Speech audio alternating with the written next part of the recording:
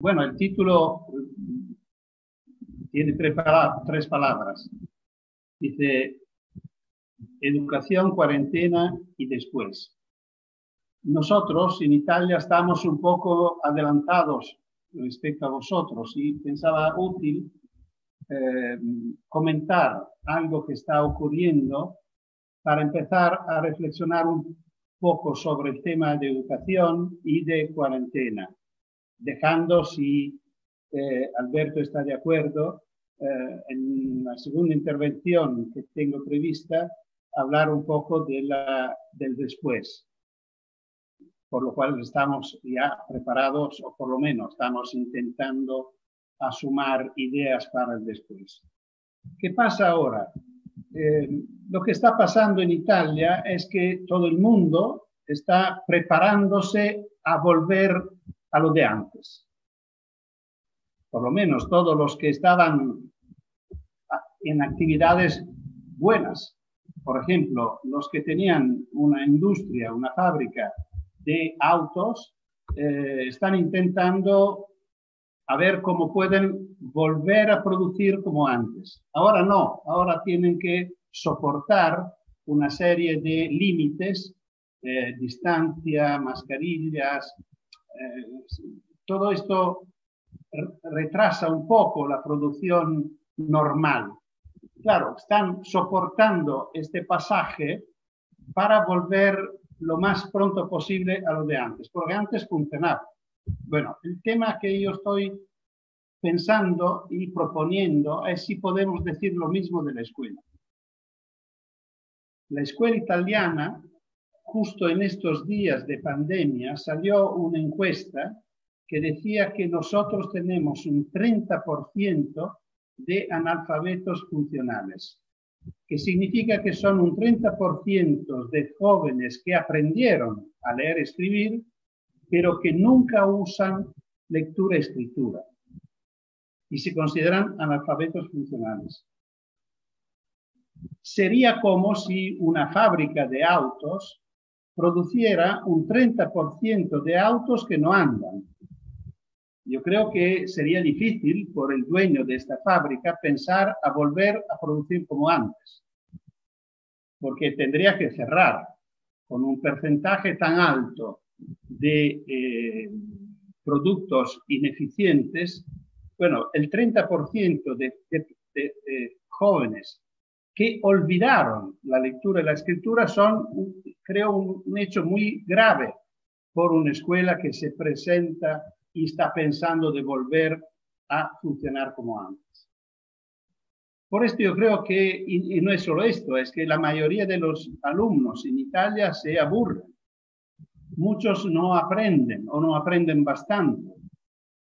Y lo más grave es que la mayoría de estos niños que se aburren, que no aprenden, que se olvidan, hacen parte de la parte más baja social y económicamente de la sociedad. Son los últimos. Y esto es intolerable. Por esto yo creo que un cambio es necesario. Y como decía Einstein, la crisis es la mejor bendición que puede sucederle a personas y países porque la crisis trae progresos. Es difícil para mí decirlo porque venimos de decenas de miles de muertos y la mayoría de estos muertos eran mis colegas viejos. Es difícil decir que puede ser una bendición, pero es verdad. La crisis puede permitir algo que antes era complicado pensarlo. Los que tienen gana y deseo y necesidad de cambiar pueden aprovechar de la emergencia porque con la emergencia esto será más fácil.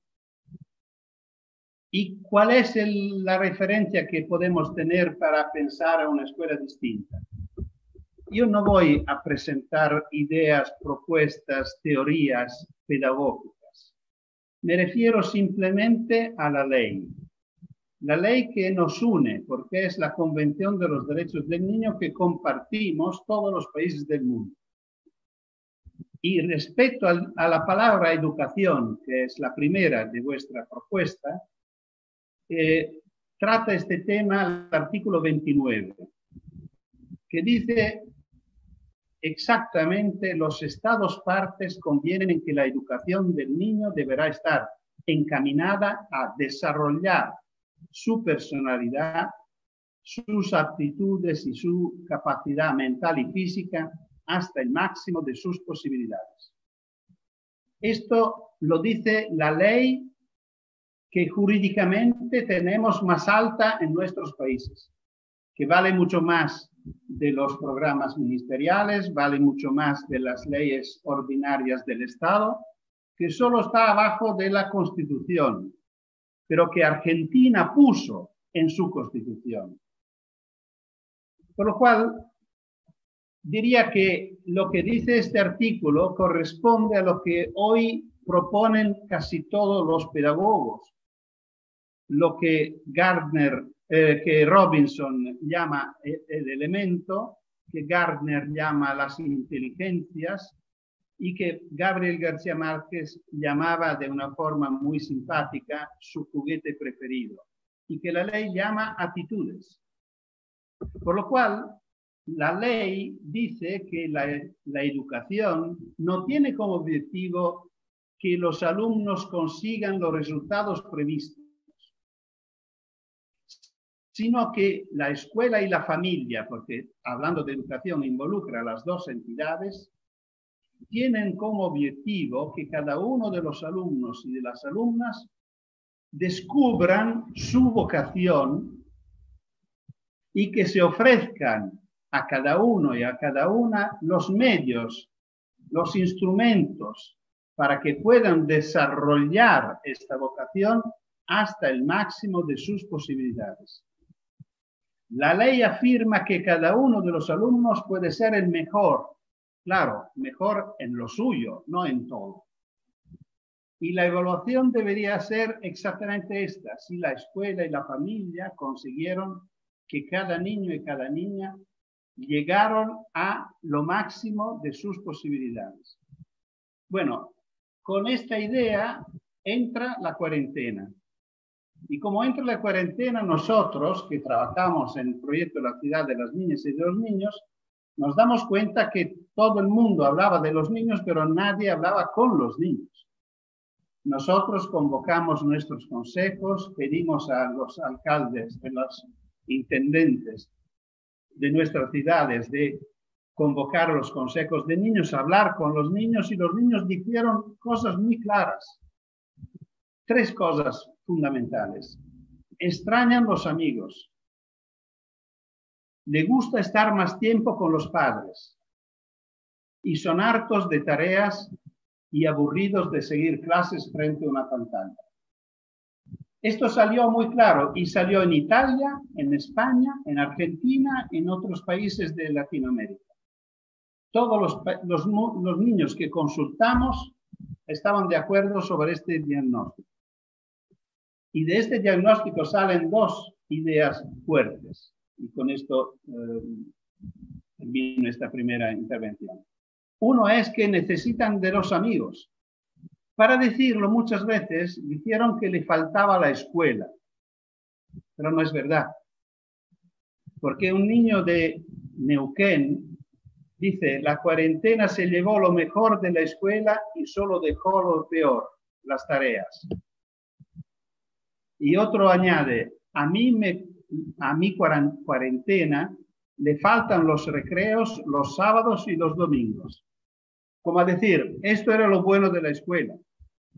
Los recreos, los sábados y los domingos.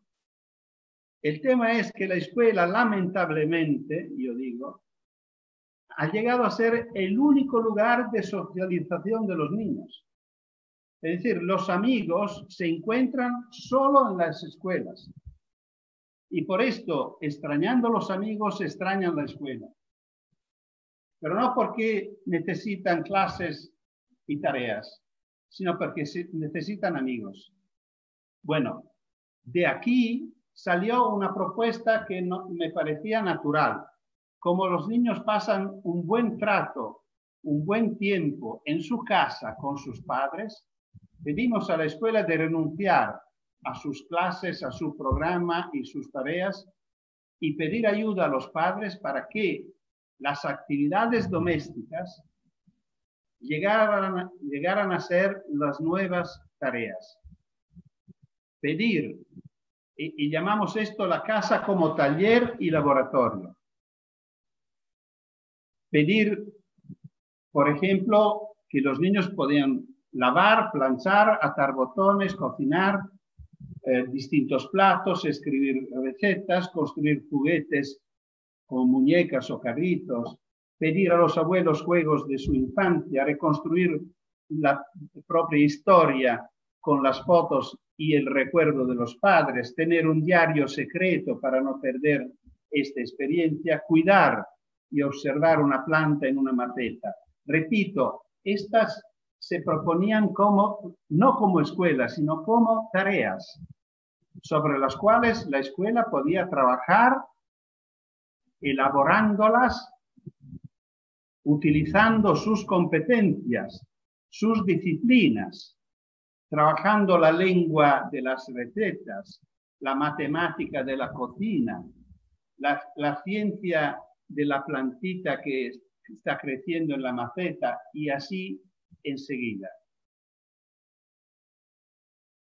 Son actividades importantes, son actividades que se pueden hacer en cualquier condición socioeconómica. La didáctica a distancia ha creado muchos problemas y muchas diferencias. En Italia tenemos casi 1,5 millones de niños que no han podido seguir esta propuesta didáctica por falta de conexión o de aparatos.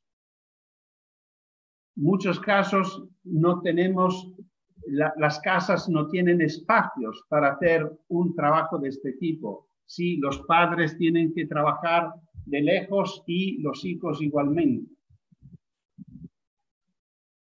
Pero en todas las casas, humildes o ricas, se sigue cocinando, lavando, limpiando, haciendo los que normalmente se hacen en una casa. Son cosas importantes para aprender porque rompen la separación de género, por ejemplo, y rompen la separación de edad. Los niños los hacen con sus padres, que sean niños o niñas no importa. Y son aprendizajes que no se van a olvidar. Los que aprendieron a atar un botón lo han aprendido por la vida. No lo olvidarán como el 30% de jóvenes analfabetos funcionales.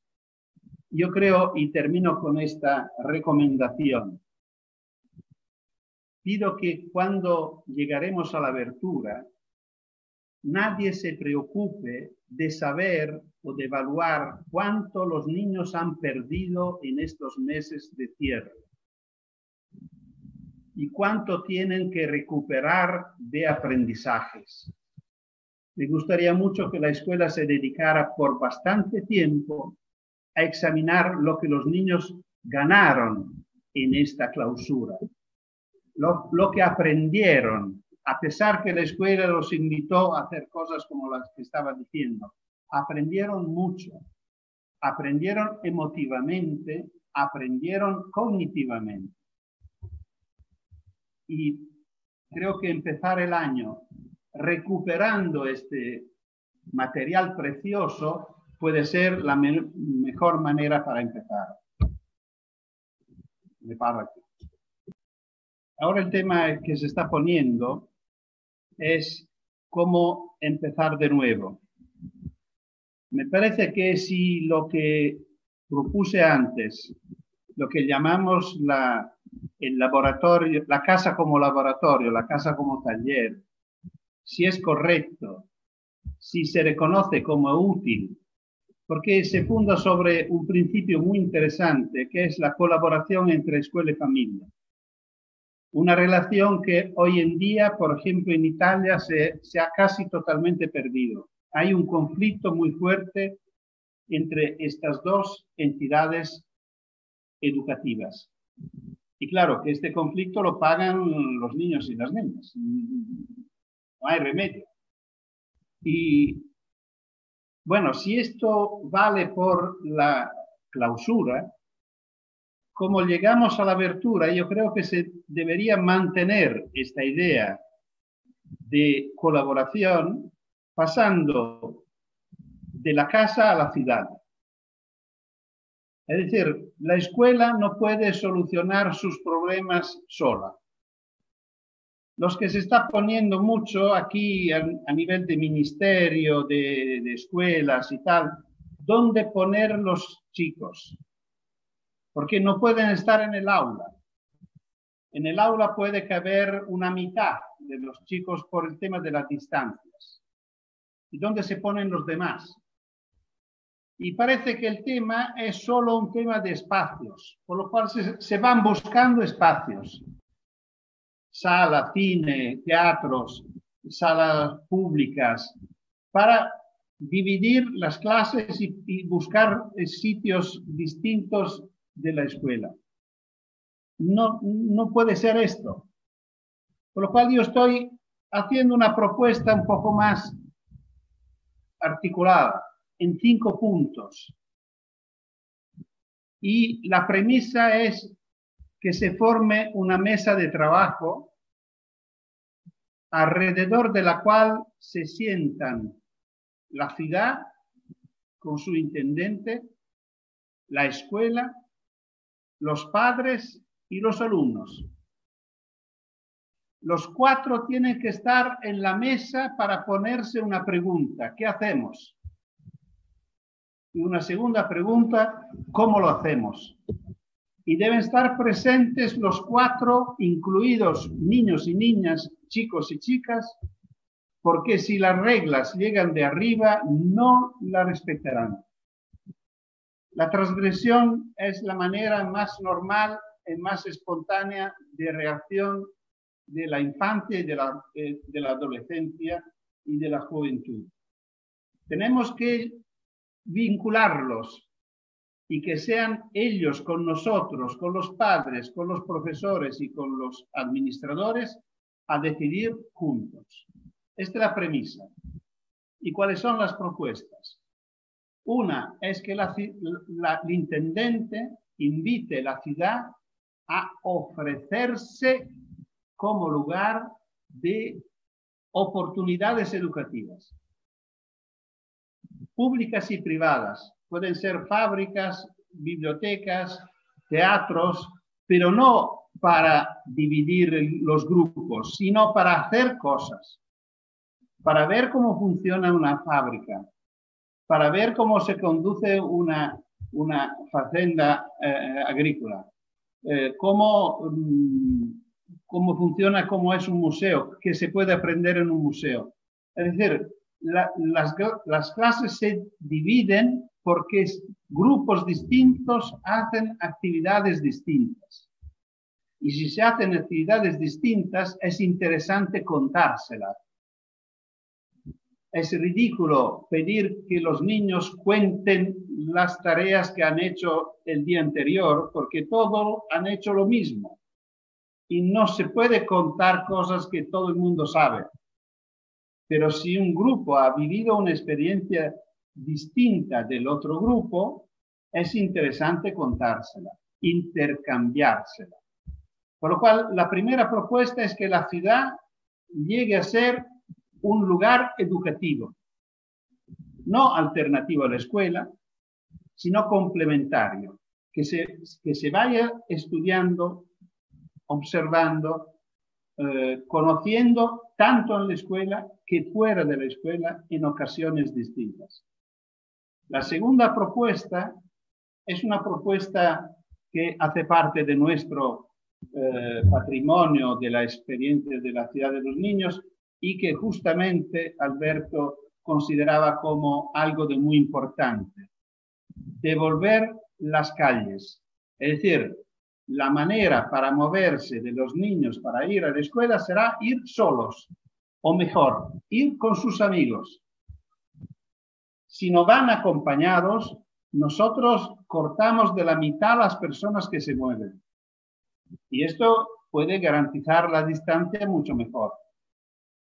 Y los niños asumen responsabilidad. respetarán las reglas y llegarán a la escuela cargados de interés y de energías, como comprueban algunas investigaciones internacionales hechas sobre el nivel de atención que tienen niños que van a la escuela caminando respecto a los niños que van a la escuela en coche, en auto con los padres. A la escuela vamos solos. La tercera propuesta es igualmente una oferta de la administración municipal, del ayuntamiento, a la escuela. Las calles cercanas de las escuelas, por el tiempo de apertura de la escuela, están reservadas a la escuela, cerradas al tráfico, de manera que se crea una zona de respeto que la escuela puede utilizar para hacer sus actividades. Puede hacer gimnasia, puede hacer recreos, puede hacer clases, si cree. Puede imaginar con los mismos alumnos cómo aprovechar de la calle, que llega a ser un espacio más de competencia de la escuela por el tiempo de apertura de la escuela. Y creo que esto que en este momento la escuela necesita, porque tiene que ampliar sus espacios, puede ser después una dotación interesante. Pensar que alrededor de la escuela hay una área de respeto, que significa no tener contaminación o menos contaminación, no tener ruido, no tener peligro. La cuarta propuesta es la propuesta didáctica.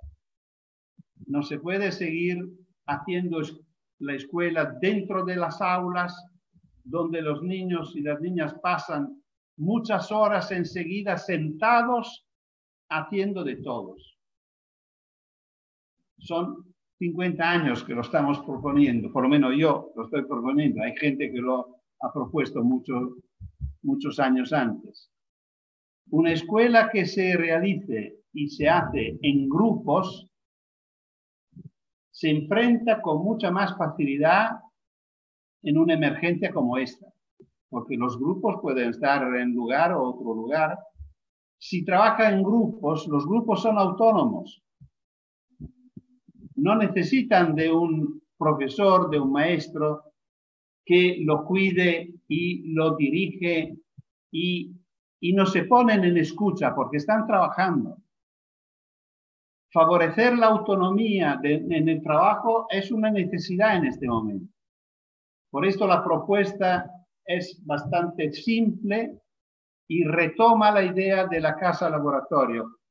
La propuesta es que todos los espacios de una escuela, que normalmente utiliza menos de la mitad de los espacios que tiene, porque los pasillos, las entradas, los sótanos, los patios, los jardines casi no se usan y solo se usan las aulas, aprovechar de todos los espacios para volverlos en talleres y laboratorios.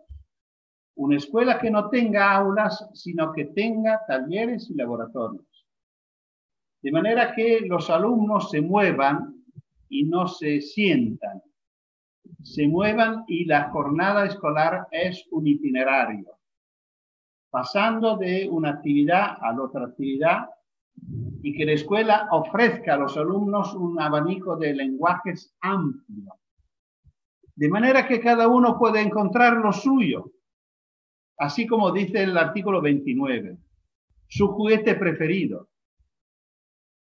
De manera que uno puede encontrar el baile o la investigación científica o la música y llegar a ser el mejor en esto. Y la última propuesta, el quinto punto, es que los niños sean protagonistas. Que sean protagonistas, que no sean los destinatarios de las reglas, sino que sean los autores. Y aquí también hay un artículo muy importante de la Convención de los Derechos de los Niños, que es el artículo 12, que dice que los niños tienen derecho a expresar su opinión cada vez que se tomen decisiones que los afectan. y las opiniones de los niños hay que tenerse en cuenta. Esto dice la ley. Y en este momento, o dentro de poco, en Italia en este momento, para vosotros será un poco más tarde, se van a tomar decisiones que afectan a los niños. Bueno, la ley dice que tenemos que consultarlos. Por lo cual yo creo que cada escuela de todos los niveles debería tener un consejo de alumnos que tenga representantes de los distintos niveles de edad para que puedan hacer un monitoreo con la dirección de la escuela frecuentemente para pedirse cómo está andando, cómo vamos, qué es lo que no funciona, cómo lo arreglamos. Allí, no en otro lugar, no encima, no desde arriba, alrededor de una mesa, donde los niños sean presentes y partícipes. Yo creo que con esto es posible empezar un camino nuevo. Yo pienso que es un momento muy importante lo que se está presentando. En la escuela ya tenemos buenos maestros. Los buenos maestros, esto que estoy diciendo, siempre lo han hecho, porque yo lo aprendí de buenos maestros. No lo inventé. Pero son pocos. Mientras que yo creo que tener un buen maestro debería ser un derecho fundamental de la infancia. No tener un pupitre, libros gratuitos, esto me interesa menos. Me gustaría que el derecho a la instrucción fuera el derecho a tener un buen maestro. Los buenos maestros ya existen, pero son pocos, o por lo menos no son todos. Dentro de los otros hay, creo, un porcentaje que no es muy pequeño de personas que desean cambiar. Bueno, a estos yo digo, es el momento. La emergencia justifica intentos, permite experimentaciones, podéis probarlo y si funciona, seguir por adelante. Yo creo que es un momento muy importante, no hay que perderlo. Bueno, Alberto, yo quería simplemente ponerte algunos 2 o 3 puntos. Uno era solo de informaciones por lo que se está moviendo en Italia. Uno es que seguramente la escuela obligatoria, es decir, hasta los 14 años, será toda en presencia. Es decir, la posibilidad de seguir con una didáctica a distancia eventualmente se va a evaluar por los niveles más adultos de los institutos o de las escuelas superiores, pero no por la escuela obligatoria.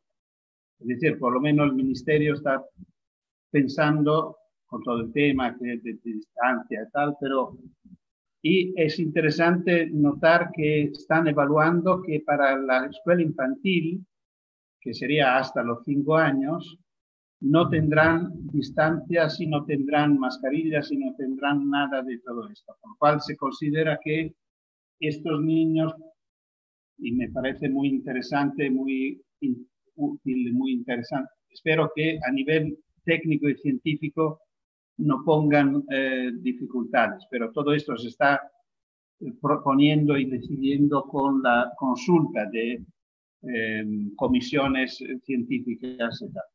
El segundo tema que quería ponerte era el tema de la tecnología. No ha funcionado. A los niños no les gustó.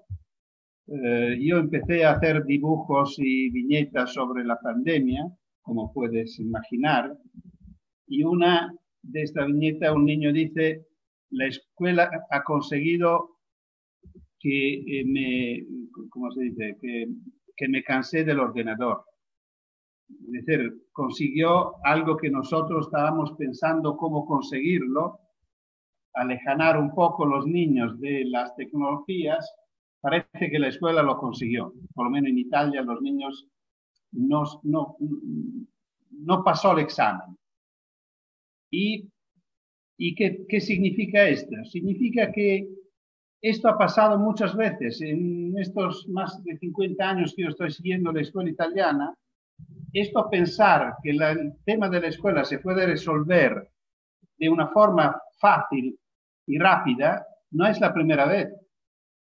Se pasó con la instrucción programada, que tenía como base lo de la psicología americana, del conductismo americano, de Skinner. Después se pensó que la radio o la televisión podían sustituir a los maestros. Es decir, como tenemos buenos maestros, podemos pedir que hagan un curso, lo registramos en televisión y lo pasamos a todas las escuelas. Es como si todas las escuelas tenieran buenos maestros. No funcionó. Y después se siguió pensando hacerlo con reformas legislativas.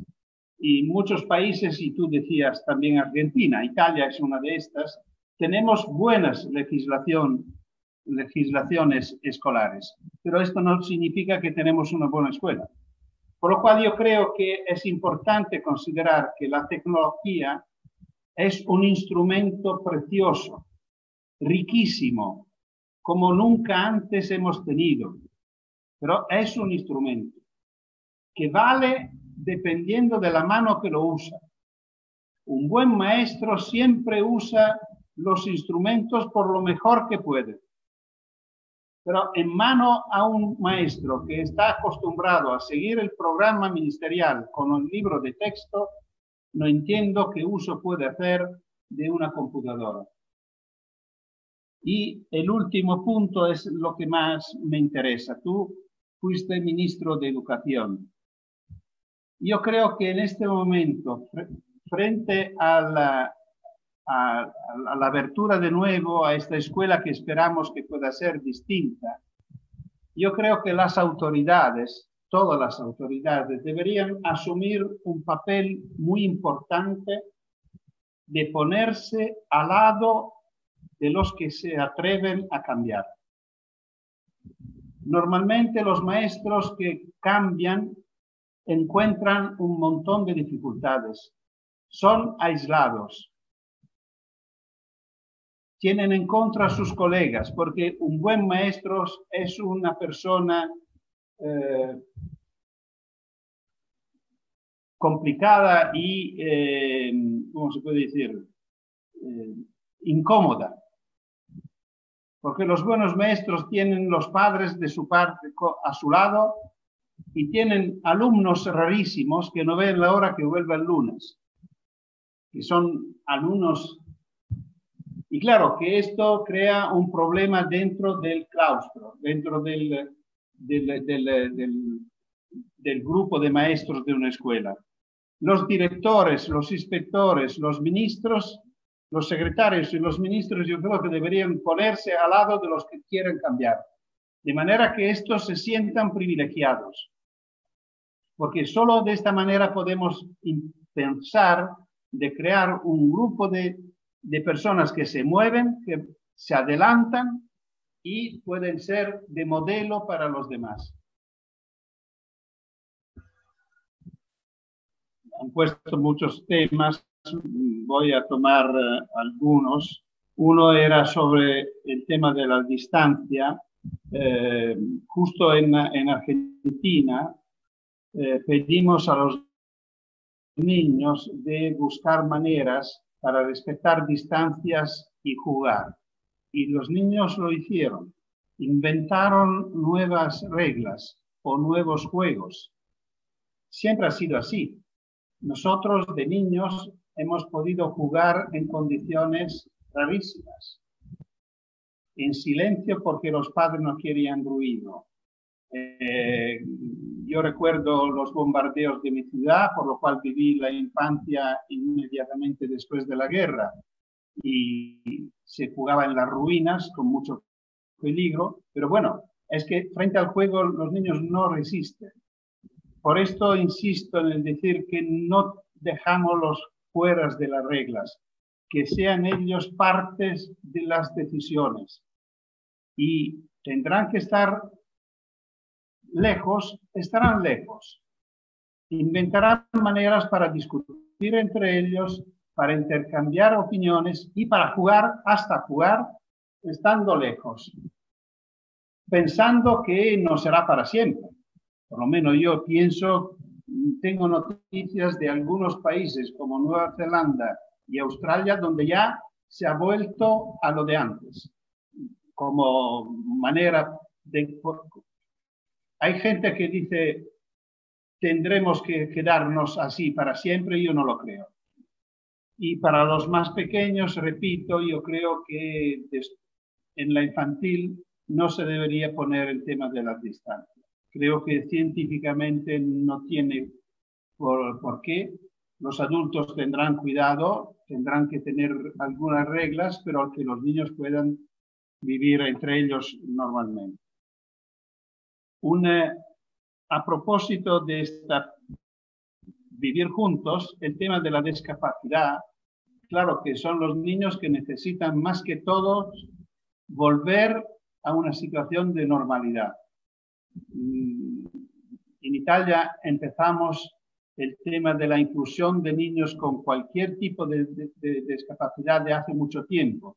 Era el 78, si no me equivoco, cuando salió la ley que proponía el derecho de los niños con cualquier tipo de discapacidad a vivir la escuela de todos. Esto es una parte del tema. La otra parte del tema es considerar que todos los niños son discapacitados. Todos los niños son diferentes, todos los niños tienen lagunas. Y por esto es una manera para pensar que la diversidad es un valor, no es un límite, no es un problema. El problema es cuando desaparecen las diversidades. Significa que estamos tomando un camino equivocado. Por esto me gusta enviar un pensamiento especial a los maestros de las escuelas rurales. Vosotros sois privilegiados. Yo creo que la escuela rural, donde hay distintas edades que trabajan juntas, puede enfrentarse con el tema de la pandemia con mucho más facilidad que los demás. Crear grupos autónomos donde los mayores ayudan a los menores. Alberto citó Barbiana. Barbiana era una escuela que funcionó así, y la escuela de Freinet, que para nosotros es otro referente de una escuela distinta, tenía 45 niños de 4 a 16 años, y todos trabajaban juntos porque el maestro tenía 10 minutos de voz, porque salió herido y físico de la Primera Guerra Mundial. No quiso jubilarse y inventó una escuela que la hacían más los alumnos que el maestro. Y salió una escuela que para nosotros sigue siendo un modelo. Y por último, quería contestar a la primera pregunta que me presentó Mario, que es una pregunta que vuelve siempre. ¿Podemos cambiar la escuela si no cambia la sociedad? Sí, no solo podemos, no tenemos que.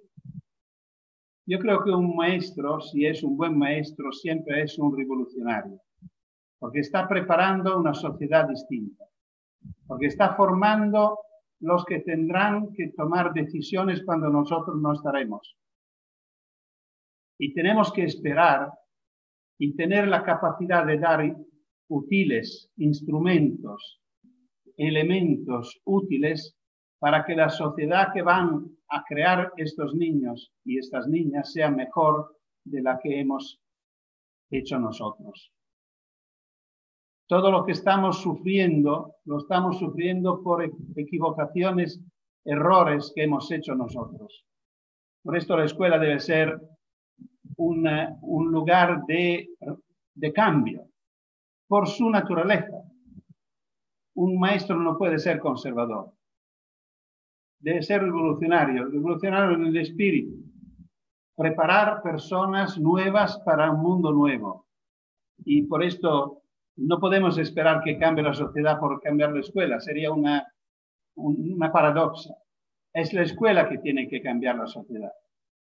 Y esto es el deseo que os dejo, agradeciendo a todas y todas para la escucha, para la atención y para la participación. Gracias, Mario, gracias, Alberto, y gracias, Daniel.